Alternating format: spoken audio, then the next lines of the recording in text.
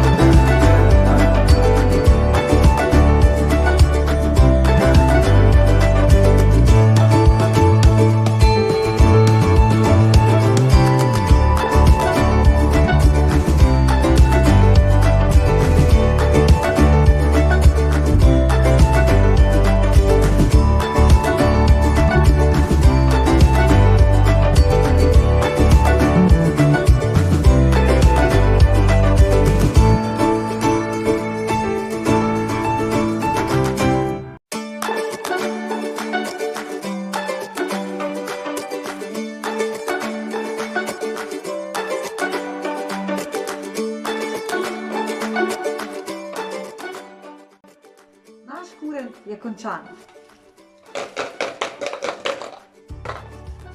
Tehno ekipa pa vam želi pust masten okoli ust.